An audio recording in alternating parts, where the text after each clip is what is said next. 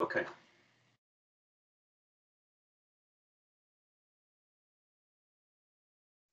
Right, this is A Week Above the Clouds.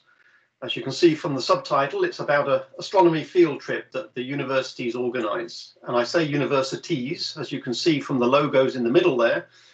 The field trip is organised by the Liverpool John Moores University and is co-funded by the University of Liverpool. So this is for the astrophysics students who take a degree at both universities. So, I'm sure you know where Liverpool is, but perhaps you're not too familiar with the Canary Islands. So the Canary Islands are down here, just off the coast of the Western Sahara. And every year we take our astrophysics students, COVID willing, not this year, unfortunately, but every other year we've taken our students there to give them a proper experience of what it's like to do astronomy under dark skies. So there's the Canary Islands, La Palma on the left, and we're interested in Tenerife as that's where we're going with our undergraduate students. If we make it a little bigger, we can see a bit more detail. A lot of touristy places around the coast, and in the middle we have Mount Tidy, and the red circle there indicates the size of the caldera around Mount Tidy. The observatory is situated just on the edge of the caldera. That's where the seeing is at its best. If we have a look at where the tourists are, we notice that the tourists are all around the coast, whereas in the middle of the island, around the Mount Tidy and the caldera, we have nice dark skies. So having the tourists means that we get nice cheap flights, and yes, there is light pollution at the coast, but the light pollution is, generally speaking, underneath the cloud layer, and the observatory is above the clouds. So if we have a look at this map of the observatory site, if we zoom into the white dots in the middle of the picture there, that's how the observatory is laid out. The Tidy Observatory is home to 3 major solar telescopes, which we're not interested, but there they are, 1, 2, and 3. So the solar telescopes are there. Most of the night telescopes that are used at research level are on the neighbouring island of La Palma. But for this field trip, we're interested in what's going on in the middle here. That little observatory there is where we take the students. If we zoom in a little bit, we're interested in the telescope that's sitting in that observatory. There's a warm room here where the students work. And out the back, there's a little concreted slab which allows you to go and stand or lie or sit and admire the sky, or that's where I go if I want to set up a camera on a tripod and take pictures of the night sky. So this is the area of interest. The students have an accommodation up here, and the staff are either accommodated in these little accommodation blocks here or in what is called the residencia, where there's also a restaurant to feed anybody who stays at the observatory. That's what it's like at the top of, in the area of Mount Tidy, at the top of Tenerife. No trees, but various scrubland and undergrowth, most of which is actually quite scratchy, and I'll come back to that a little later. So quite a pleasant landscape. That's the observatory we're using, the observatory of the Mons telescope. I'll say what that is in just a second. A warm room where the students work when they're not actually in the observatory itself. And if we take a slightly different view, this time at sunrise, we can see the observatory dome, the warm room, and this slab out of the back, which is where we go just to do some naked eye observing or some astrophotography. And again, you can see the advantage of Tenerife is that even when it's cloudy, the observatory site is above the level of the clouds, and hence that is not a problem. In the distance there, you can see the neighbouring island in the Canary Islands. This is Gran Canaria in the distance. So we work the students, we take them there in batches of up to 12, that's the maximum the dormitory can allow. And we work the students for 1 week, basically 7 nights from sunset to sunrise for 7 nights. Having flown them in during the day, it's a bit of a long night for the first night because everybody is a little bit tired, but essentially we work from sunset to sunrise. So there's sunset in the mid-evening and the sun has just disappeared behind the cloud bank. The students work on this telescope, the so-called Mons telescope. And it's called the Mons telescope because it used to be at the University of Mons, and it's now moved to Tidy as a teaching instrument, so it's no longer considered to be research quality. It's a 20-inch mirror, meaning the mirror at the bottom here is 20 inches in diameter, or about half a meter. And either we put an eyepiece on the bottom to allow the students to see what's going on through the telescope, or after they've had a look through the telescope, we then switch out the eyepiece for a camera system, a camera here and some filters to allow us to observe different objects at in different colors. Either we want to filter out the light from hydrogen emission or from oxygen emission, or we want to put in a diffraction grating if we want to take a spectrum of an object. The telescope is not computer controlled, it's manually controlled, and we want the students to use this deliberately, even if they eventually become astronomers and end up using computer controlled telescope. This is a teaching instrument, and we want them to learn how to point the telescope. We want them to learn how to calculate the coordinates of an object in the sky and then manually point the telescope in the right direction. So that's why we have students working in teams, usually 3 at a time, because it takes a little bit of effort to move this telescope. It weighs a considerable amount, and if it's balanced correctly, that's not too much of a problem, but it does help if you have a certain amount of height. So we try and mix the students together according to their height to allow them to reach the various controls they need to point the telescope in the right direction in the sky. Here you can see a typical trio of students. One is controlling a clutch on the telescope, a lock. The student on the right is actually manhandling the telescope to point it at a particular object in the sky. And the student on the left, with a red light torch in his hand, is reading off a vernier scale here to see whether or not the telescope is pointing in the right direction. The students have to point the telescope to an accuracy of much better than 1 degree in order to make sure that the star cluster or the galaxy or the nebula, whatever it is they're trying to image on their camera, they have to have that level of precision, a fraction of a degree, to make sure that the object they're interested in falls within the field of view of the CCD chip in the camera that they're using. And here again, we can see a typical trio at work. Student on the left is releasing a clutch to allow the telescope to move. Student on the right is grabbing the handles to actually move the telescope. And the student in the middle is reading one of the vernier scales to see the direction that the telescope is pointing in. Students might spend a few hours working in the observatory itself at the telescope, and then that will alternate between the groups, depending on how many there are, such that at any given time, some students will be working in the warm room, either deciding what they will be doing in their next observing session in 2 or 3 hours' time, or looking at the data they acquired in the last 2 or 3 hours that they were at the telescope and doing some preliminary analysis to make sure that the data they've collected is good enough to use. That data will be part of the project, which they write up when they get back to Liverpool during the next semester. I might add that the field trip normally takes place as soon as the exams are done, and the work from the data that they obtain during the field trip is used in the following semester as part of a module.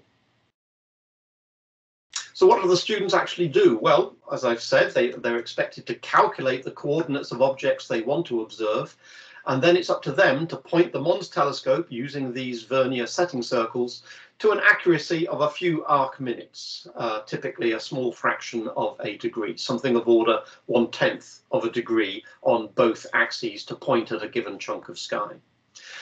They work in teams of 3 or 4. And we allow them to decide what type of objects they want to actually study. We don't dictate what it is they do. We give them guidance as to how they will observe the objects, but we let them decide whether they want to, for instance, look at star clusters, where they can measure star intensities with different colored filters. That allows them to generate a so-called Hertzsprung-Russell diagram. For those not familiar with that, that's a diagram in which the stars are plotted according to their luminosity on one axis and their color or their spectral class on the other axis. And by plotting the stars on those 2 axes for cluster of maybe hundreds or thousands of stars, you can actually learn a great deal about the stars' evolution and their age. They might be interested in planetary nebula. These are nebula that are essentially stars that have thrown off their outer atmosphere, and the outer atmosphere then produces a very interesting structure. And if this is imaged in either the light from hydrogen emission or from oxygen emission using so-called H-alpha or O3 filters, then they can get a lot of information about the structure of such nebulae. And if they're interested in more remote objects, such as galaxies, then they could identify, for instance, different structures of galaxies or the star formation regions in spiral galaxies using, again, a hydrogen filter to allow them to see the star forming regions of these galaxies. In addition to doing the work in the observatory, I like to step outside as much as possible and just admire the night sky. And wherever possible, I take a camera with me. In this particular case, I've used a wide-angle lens, so this is a very large chunk of sky, about 90 degrees or so across, and putting it on a star tracker to track the sky to make sure the stars don't trail as the exposure continues. Then I've obtained this wide-angle view of the Milky Way. In the north is the constellation of Cygnus, which is visible from the UK quite easily, but as we go further south, because the latitude of Tenerife is about 25 degrees north, quite a few degrees further south than the United Kingdom, that means we can see further south in the sky, and we have a much better view of the center of the Milky Way. The center of our galaxy is around about here, where the cursor is currently pointing, and that's difficult to see because it's very low on the horizon from the United Kingdom, but very easy to see from the latitudes such as Tenerife. If we take a closer look at what's going on here, I've swapped out a wide-angle lens with a different lens with a longer focal length, and then imaged this region around the center of the Milky Way to catch more detail. And here we can see, again, very intricate structure of the Milky Way itself, these dark, dusty regions, as well as some bright areas such as the so-called Lagoon Nebula, a very bright nebula, the Trifid Nebula, the Swan Nebula, and the Eagle Nebula. The Eagle Nebula is the nebula in which, you remember, the Hubble Space Telescope imaged the so-called pillars of creation. Well, those exist in that nebula right at the top of the image there. One year, this was a few years ago now, I guess, 2013, I imaged the Milky Way, where again some of those particular features are labeled. But I also went a little bit further west and included the red giant Antares in the constellation of Scorpius. Next to it is a globular cluster called M4, Messier 4, and a star a little bit further north called Rho Ophiuchus. And I noticed at the time that they produced rather different colors. Antares is a red giant, so it tends to produce an orangey yellow color, and Rho Ophiuchus is a more blue star. And a few years later, I decided to revisit that with a different lens and image them. And this is, again, Antares in the middle, Rho Ophiuchus at the top. You can see that that particular triple star there is glowing blue and illuminating a lot of the blue nebula around it, whereas Antares tends to make the nebula around it glow yellowish orange. There's another couple of stars in the field of view that are quite bright, and here a globular cluster containing many thousands of stars. And all around here you can see this enormous molecular cloud, as it's called, because we've got all sorts of things going on here. We've got these dark, dusty regions. You can see there appear to be very few stars in these regions. Well, that's simply because the stars in the background are being blocked by these rather dusty regions of the Milky Way. So a nice, colourful area of the sky, difficult to image from the United Kingdom. But you don't have to track the sky. You can just put a camera on a tripod and allow the stars to move, and then you get star trails. So this is a long exposure, or technically it's a whole set of short exposures all added together, but effectively it's one very long exposure taken over about 6 hours. You can tell it's about 6 hours because each of the stars has moved about 1/4 of a rotation, i.e. 1/4 of a day. You also notice that the pole star, Polaris, is called the pole star, not because it's at the pole, but because it's very close. You can see even Polaris actually produces a small arc as it moves in a very small circle around the true North Pole. It looks a little bit like daylight. You can see these white domes here on the horizon looking like they're illuminated by the sun. In fact, they're illuminated by the moon. This was taken when the moon was up, which is why the sky is a little bit blue rather than the true black that it should be. And if instead of adding all of the images together that you acquire over 6 hours, instead of adding them as a static shot, they can be added together. Notice the plough perhaps at the top there. Then the images can be added together to give you this effect of the Earth rotating by adding the trailing of the stars bit by bit. Again, these are the solar telescopes in the distance here you can see on the right, and this is the student accommodation at the base of one of these solar telescopes. Sunrise comes about 7:30 in the morning, so each night gives us about 10 hours of work from the students, a little less of that in terms of imaging.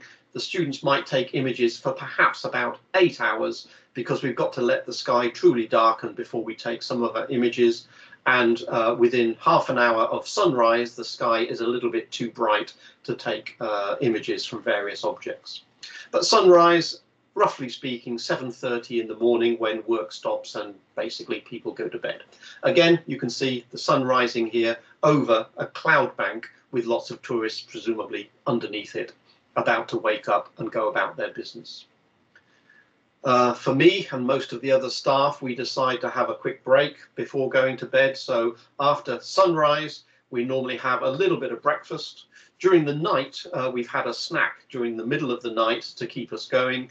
And in the morning, nobody's particularly keen on eating a big meal, so usually we just have a very light breakfast whilst admiring the view over Mount Tidy in the distance before going to bed.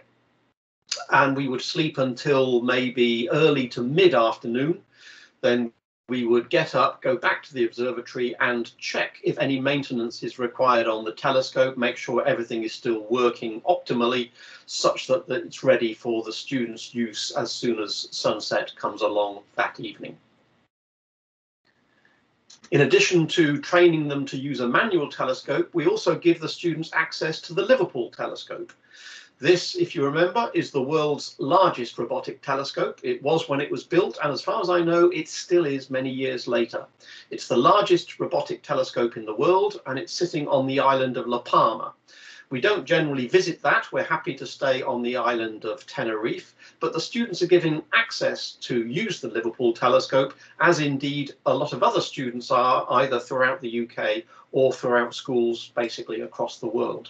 It's a research class telescope with a 2-meter diameter mirror, but it can be used for, I think 20% of the time is used by students and schools around the world. So to augment some of the data that the students are acquiring from the Mons telescope on Tenerife, the students are given a few hours of imaging time on the Liverpool telescope, which they can either use for acquiring data during the week that they're out there, or possibly during the remainder of the summer to use in their project the following semester. Here's a couple of images taken by students a few years back. On the left is the Whirlpool galaxy in the constellation of Canis Venatici, and in the middle there are the pillars of creation that you can see. They look a different color to the version that you've almost certainly seen from the Hubble Space Telescope. This is more a natural color in the sense that hydrogen glows mainly red. The colors used in Hubble Space Telescope images tend to be false color to bring out the chemical composition of what you're looking at. So this is the heart of the Eagle Nebula that I pointed out in one of the earlier images. Things usually go pretty close to plan. We have had a student break a leg and have to come home early, but on the whole, things work out to plan. Usually we get 7 clear nights. Occasionally we get a little bit of cloud that blocks out any observing for a few hours.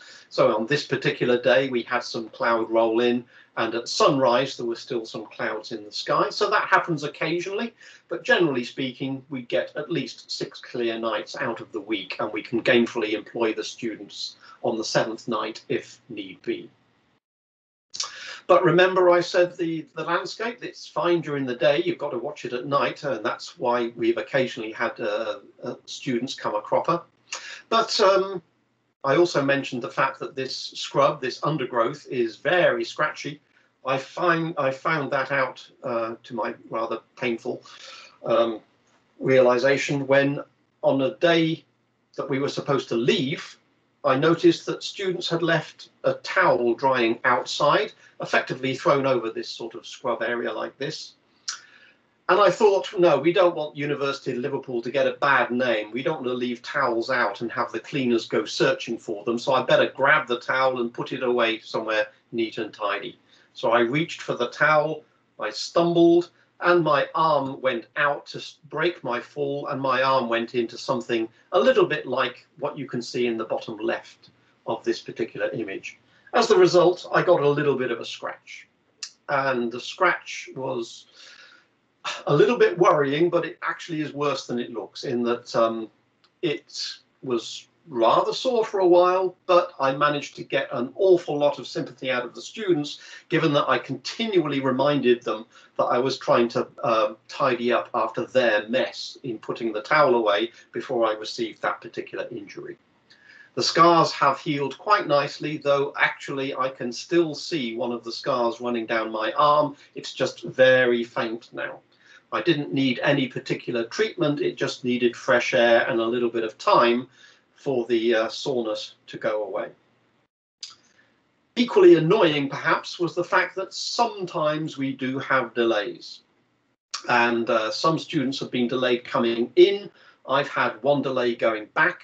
We are supposed to fly back to Manchester. We fly from Liverpool to Tenerife, but for cheapness reasons, we fly from Tenerife back to Manchester. We're supposed to catch, as you can see from this departure board, we're supposed to leave at about 8 or 9 o'clock in the evening, and with a 4.5-hour flight, that puts us back in Manchester at about 1 a.m.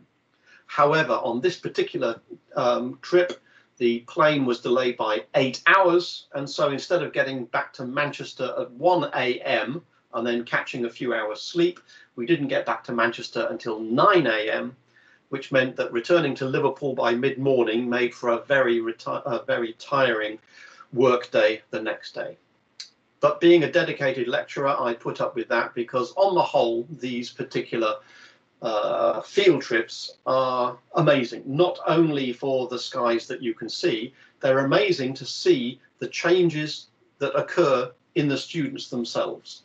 We're there for a week. When we take the students out, they know nothing about astronomy. They know something about astrophysics because they know about the theory, but they know essentially nothing about how to put it into practice.